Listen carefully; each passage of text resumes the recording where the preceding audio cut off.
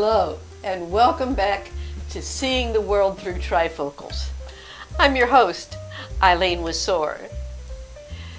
is a show where a nobody tells everybody that anybody can be a somebody.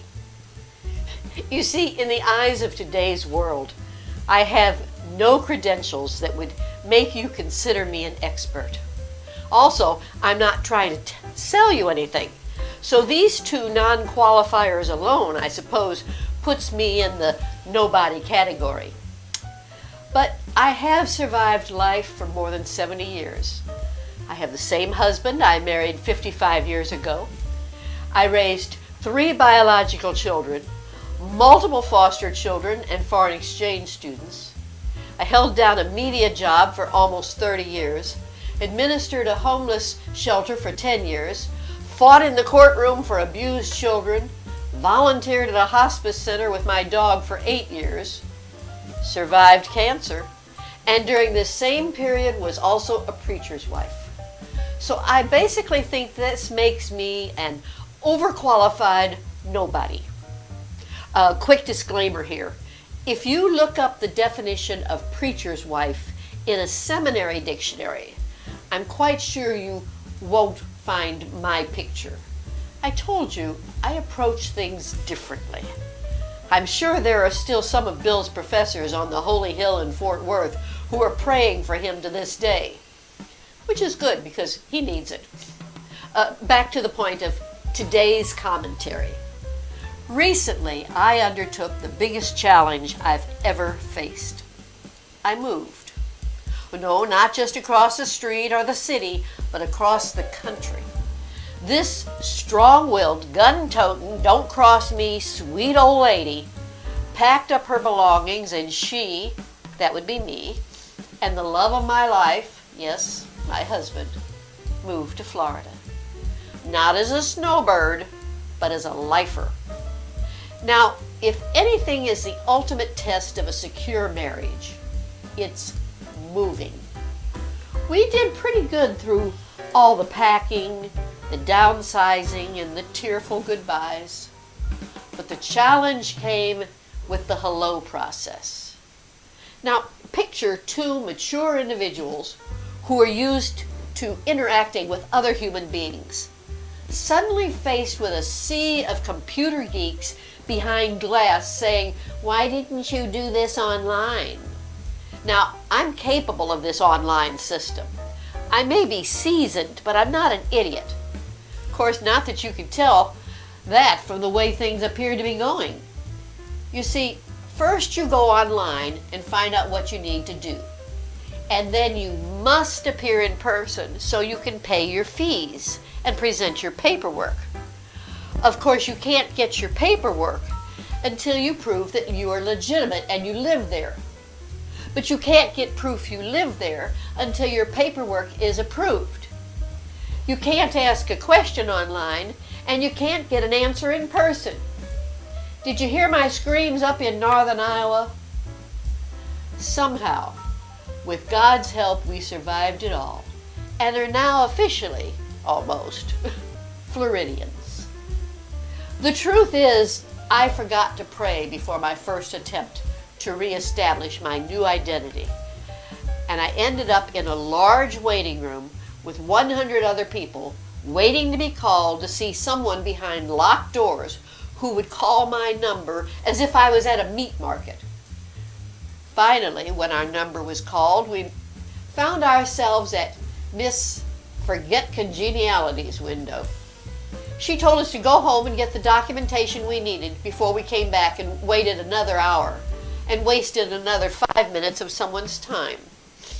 Of course, as we left, she said, "If you had looked online, you would know what you needed." Next time I prayed before leaving home. Obviously, I decided I better turn it over to God because I didn't want to end up in jail. But this time, we got a very helpful person who explained the process before she sent us home to gather our documentation. For the 3rd visit, I was more specific in my prayer. and I asked for the same person that we had had in visit number 2. Now, note, there are 63 help windows in this place, and you are randomly assigned any window. But God felt our pain, and He sent us back to her. Isn't that the way it always is? We only go to God as a last resort. I can handle this. Only we find out we can't. My shirt story this week is, I'm going to let God handle this, because if I do, I'm going to jail. For being such a smart person, I really am a slow learner. I've been like this most of my life. Do any of you remember the old television sitcom called Carter Country? Mayor Burnside was famous for saying, handle it, handle it, handle it. Well, that could have been my mantra. It seems that all I heard, and I bet lots of you heard the same thing, whether it was from your parents, your teachers, your boss, or sometimes even your spouse. The outcome was up to you. Maybe that's why I've been diagnosed with PTSD, the result of an overdose of handling someone else's problems. Well, I'm here to tell you, it's never too late to change. Stand if you can and tell the world that your superpower is the ability to once again say no.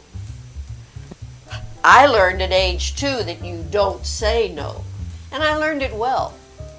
So well, in fact, that I never said no, and it aged me before my time. That's why at age 78, I have decided if these are my golden years, then like fine gold, I have value and purpose. I've decided to claim the midlife crisis I never had time for before and move forward. No one wants to die young, but I don't want to live old. There's too much ahead of us to let someone with belly button jewels, tongue studs, plumber's cracks showing their underwear and wearing pajamas in public, people with inflated egos taking selfies in poses that you only used to see when you peeked at your brother's magazines under his bed, to let these kind of people decide my worth. When I quit my job in 2012, I searched the Bible for the word retire. It isn't there.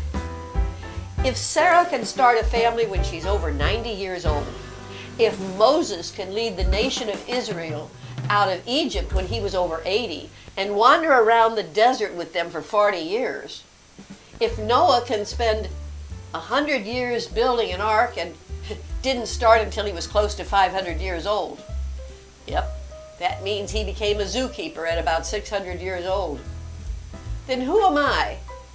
Who are you to say I'm too old to do something? Move if you have to. You'll survive it, and it will seem like, well, 40 years of wilderness, but it isn't.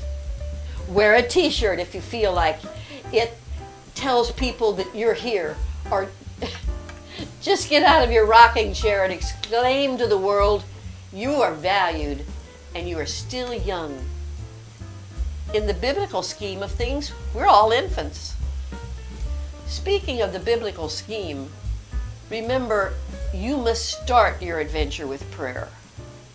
With God as our pilot, not our co-pilot, each day is a chance to live to the fullest and show the world we are not dead yet, so don't count us out. We're a fun generation. After all, we've had the most years to develop the skill of laughter. One of my favorite books is by James N. Watkins. Its title is, If You're Not Dead, You're Not Done. I may be a nobody in the eyes of today's world, but as someone once told me, who else does God have to use? He never had a plan B. God uses nobodies to tell everybody that with His help, they too can be a somebody. Open your eyes and look around. If there's no chalk outline around your body, then get up and live. There's no better way to tell God you love Him than to enjoy His creation and help someone else have a good day. Now go out and give a nobody a somebody of a day. See you next week.